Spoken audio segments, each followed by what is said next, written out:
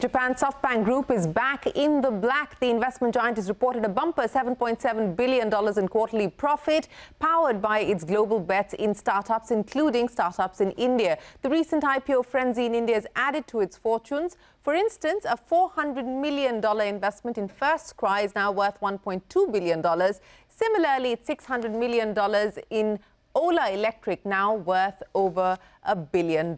And more recently, Swiggy has delivered a premium on listing day. Interestingly, Swiggy was SoftBank's first bet in the Indian food delivery space when it invested $450 million in 2021. Today, that is worth nearly $1 billion. That's not all. SoftBank is also betting big on Off Business, which is also planning a $1 billion IPO. Joining me now to discuss SoftBank's India bets and the road ahead is the investment fund's managing partner for India, Juneja.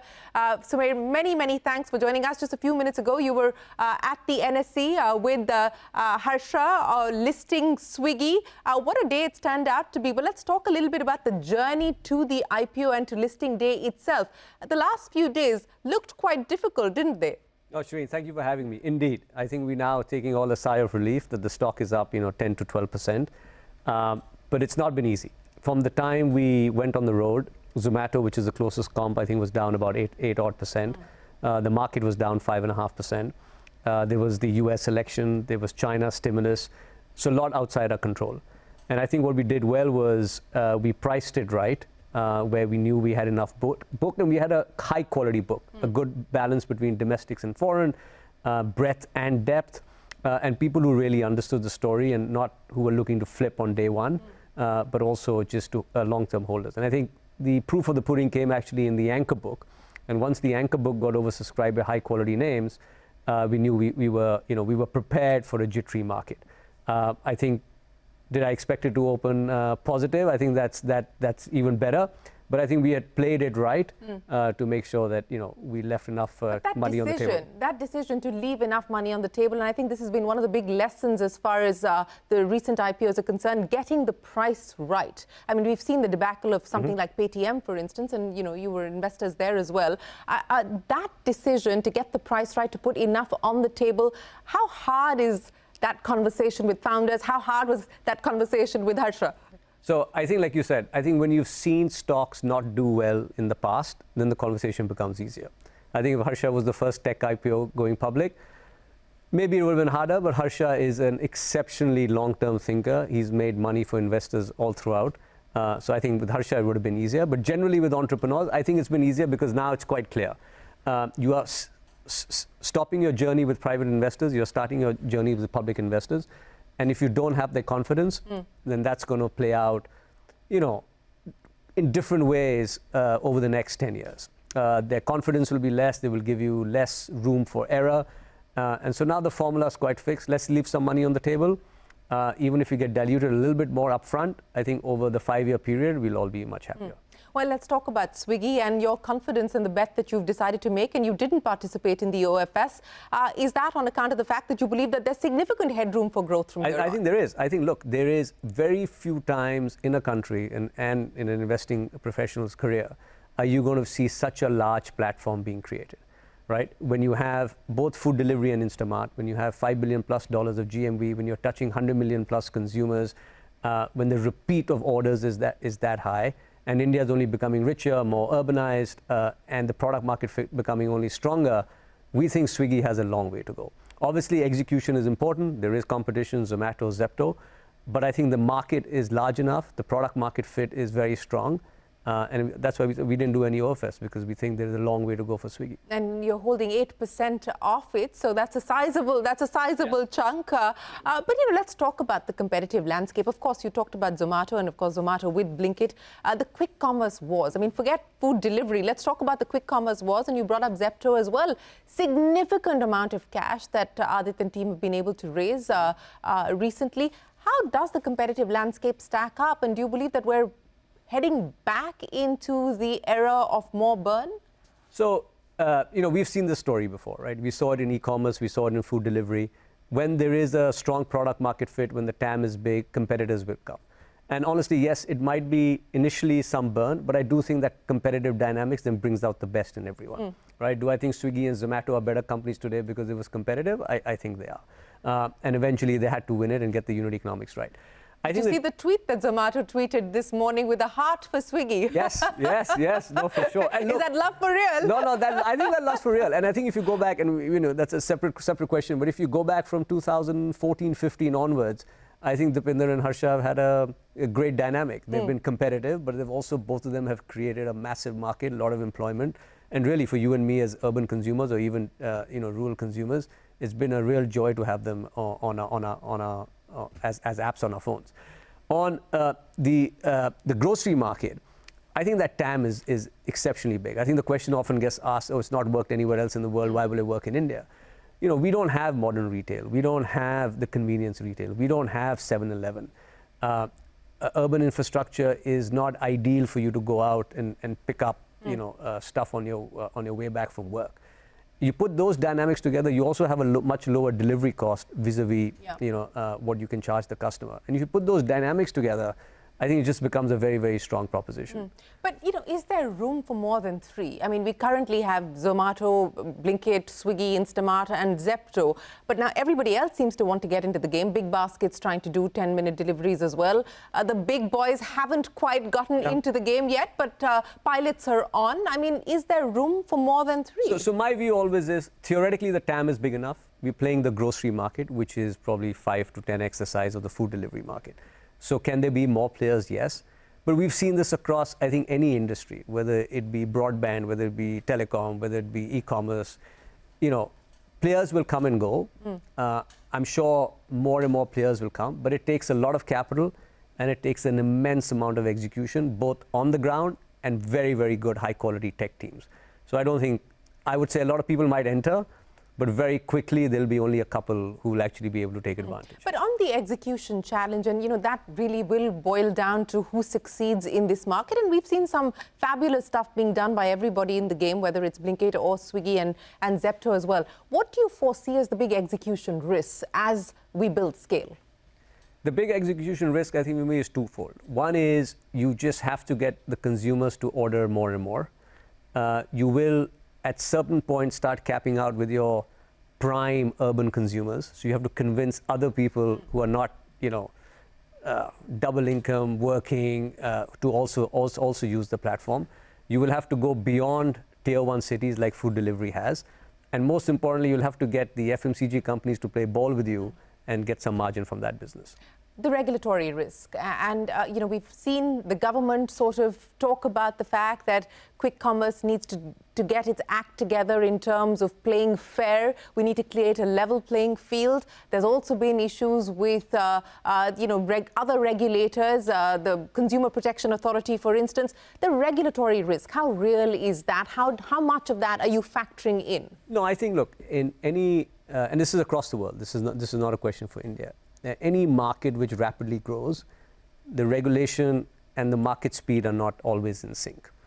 Our view is that if you are playing fair, if the regulation is not helping one particular company and it's equal for all, there will be a meeting of minds between the product market fit and the company and the regulator. We saw this in cabs, we saw this in food delivery, we saw this in e-commerce, and I'm sure there will be a level playing field or understanding between the regulator and the companies of what the right regulations and what their right barriers are. So you're not overtly perturbed about? I'm not. No? I'm not. I think all of them are playing with the same sets of rules. I think this government is very pro Startup India. I think there are a lot of employment being generated. They have to play by the rules, and I think between the government and the companies, they'll find a happy medium. One of the other aspects of this quick commerce story and the way that it's playing out in India is that it has changed consumer expectation on gratification and fulfillment. How much of disruption do you believe that is going to cause, not just for quick commerce companies or companies that are competing in that space, but overall as consumer expectations change? I think consumer expectations are changing so rapidly, and I think we're just going to get spoiled further and further because technology is going to make it easier for us to get everything a snap of a finger. I don't want to watch TV anymore because I don't want to see adverts. I only want to watch it on demand. It used to be 10 minutes, maybe 15 minutes. You know, e-commerce used to be 1-day delivery. Why should I wait for that? You know, I want it in 4 hours. So I just think we're going to get more and more spoiled. And I actually think that's really, really exciting, because it's a challenge for Swiggy, Zomato, Blinkit, Zepto. And us as consumers will just, you know, get it better and better.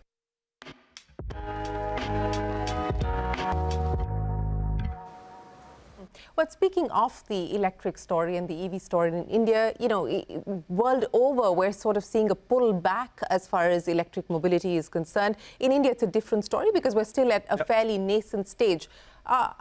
What's the outlook on growth in an era where we're likely to see less and less subsidies being put on the table by the government? Well, I think the motion is not there. I think, you know, we can all take our view. Our view is that, you know, over the 5-10 year period, can we be reaching, you know, 40 odd % penetration in EV? I think we should be.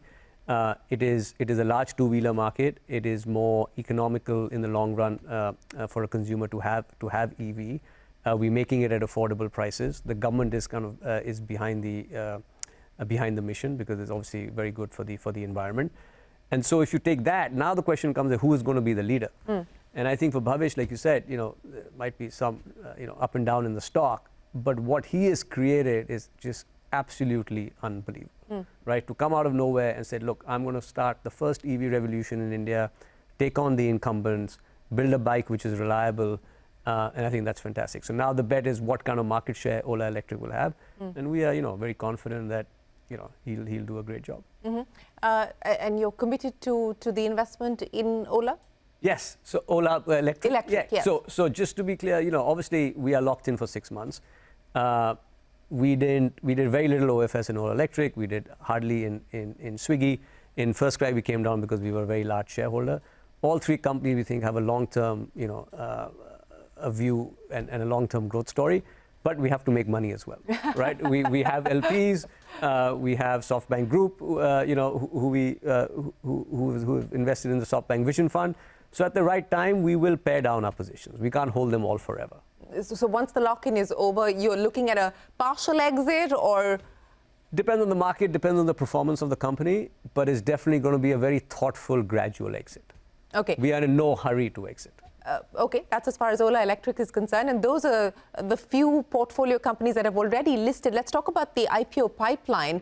And given the turn in the markets, do you believe that we're likely to see a bit of a pause there, or do you believe that the momentum continues? I think it depends on the quality of the company and how much you want to raise. I think if you have a path to profitability, if you are profitable, if you're a market leader, very high unit economics, I think you can list. Like I said, it's you leave more on the table, the market will accept you. Is there enough liquidity in the market today? Yes. Is there enough depth in the market? Yes. You know all the SIP numbers, you know how much money is flowing into the Indian markets. I think the question arises, if you are a company on the fringes and you need the investors to believe a DCF 15 years out, then I think it starts becoming tricky.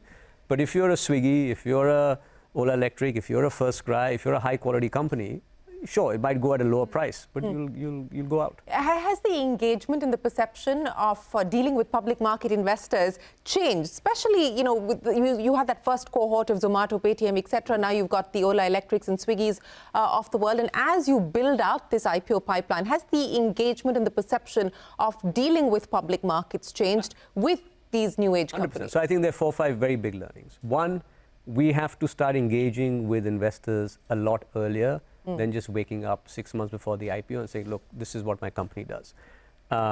And that just makes the rapport, they see our story, they understand us better, so they're not starting from scratch. Because to go on a roadshow for 1 hour and make a decision is not going to happen. Second, as you know, the domestic investors are becoming more important. They are long-term, they are India, they're more sticky, so we've got to convince them. Convincing them are not easy. They ask good questions, they ask tough questions, and that's why we need to kind of engage with them a lot. On the positive side, they have now made money in tech in India. So if you look at all the tech IPOs, whether it be Zomato, Nykaa, FirstCry, etc., people have made a decent return. Policy Bazaar, another one of our companies. And so there is this positive inclination that yes, tech in India is going to be a large part of the market cap. Let's talk about overall what the view is on India. Is Masayoshi Son in defense mode still, or are you willing to now start writing big checks? We are willing. Look, I think Masa's been talking about AI way before anyone else. Yeah. You've seen the SoftBank results. You've seen the success we've had in India. You've seen the success of the Vision Fund in the results recently. And so I think as a firm, we definitely want to take more AI and more tech bets. Right now, AI is a broad term. It can be an AI infrastructure. It can be in AI-first companies. It can be how companies are using AI to either reduce costs or increase the quality of their product. But if you take that umbrella, tech-first, AI-first company, I think that we are super excited to do. And what does that picture look like in India specifically? I mean, large bets, OpenAI, Perplexity, those are some of the large SoftBank bets being made in the AI space globally. But what about India? So India, if you look at, is there going to be a language model coming out of here? Maybe. We haven't seen that yet. But they are. So take on Krutrim. No, it's a good company. I think it's early days, but it's a high quality company, and we'll see how it evolves. Too early for us right now, but we'll see how it evolves. But there are going to be a lot of AI-first companies, whether it be video editing, video creation. We're seeing a lot of that today, and that we're looking at quite seriously. And then you fast forward to say, okay, how does Swiggy reduce its costs? It reduces call center costs by using AI, right? How does Lenskart manage to deliver prescription glasses the next day? Because the factory is fully automated, robotic, which is machine learning and AI. So we look for spheres like that, and how do we, through robotics or AI, those companies definitely exist in India. I don't think you can deliver the volume Meesho delivers or the volume delivery delivers or what Swiggy delivers without automation and AI. I don't think the humans be able to do. So what is going to be the check size that you're willing to write at this point in time? Our sweet spot has always been, at least a $50 million check size. If you see, and it's not only SoftBank, if you see our peers as well, growth tech investing in India has been slow. We came off the 22 cycle. I think these exits are helping. So we are back in the business. We are looking at deals. We might have to reduce our check size a little bit because we've seen companies earlier. Also, now, after the 22 cycle, companies have suddenly become super capital conscious. So they might not want to raise 100 million. Because they're like, now we know how to build a more capital efficient business, so we can do the same with 50.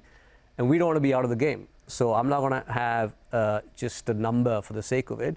If the company wants to raise 30 and we like it and they're more capital efficient, we'll do it. But let's talk about some of your other legacy investments, Oyo in particular. Turning a corner or starting to turn a corner, but IPO plans on hold twice over, an attempt to go to the markets and then pull back. Also the level of debt, does that worry you and the international expansion plans? No, so I think, the IPO, we withdrew the DRHP, that was just once. They've done a phenomenal job in turning the business. It's highly profitable at the moment. The business is pan-India, it's all over the world. There's India, there's Europe, and there's the US. I think they've got the unit economics right now. And I think they've seen success in different markets. The US will be a focus for them. Europe is there and India. So if you put those three markets together in their niches, could Oyo build a pretty healthy EBITDA positive business, which they are on track for? I think so. And global expansion driving EBITDA?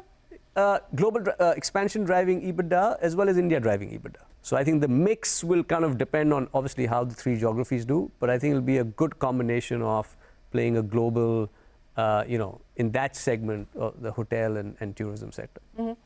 But on board with the international expansion plans, do you? I think what they've done in Europe was very impressive. They did an acquisition. They took the synergies out, which has become very profitable. And so I think, as SoftBank and as a board, we think that if they find the right opportunity elsewhere, at the right price, obviously, they should be able to do it. So what's the next cohort that you're hoping to harvest from? Yeah, we're waiting. So look, I think we come in, say Series D, Series E. For us, that was the 2021 seed Series A, Series B cohort. Just like 21 was expensive for growth, was probably expensive for seed Series A. So maybe that cohort was not as high quality as the cohort 5 years ago. But there are companies coming out. And I think what's heartening now is the companies coming out with more experience and more capital efficiency. And so that's why maybe it's harder to do deals because they don't want to raise as much capital.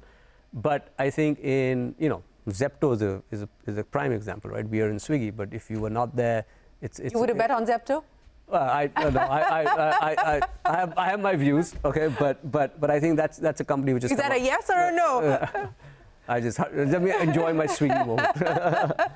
No, so I think, look, I have my views. I do think if you specifically on Zepto and if you bet on it, I do think it works well when you're part of one platform. And I think the synergy between Instamart and food delivery is very, very strong. So if you just do it independently, I think there's a lot more work and you have to believe a lot more for the unit economics to work.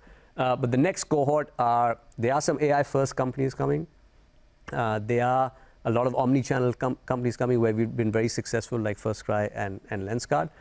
And there are new age e-commerce-ish companies coming, which seem exciting because I think the demand from the consumer one day is becoming too late.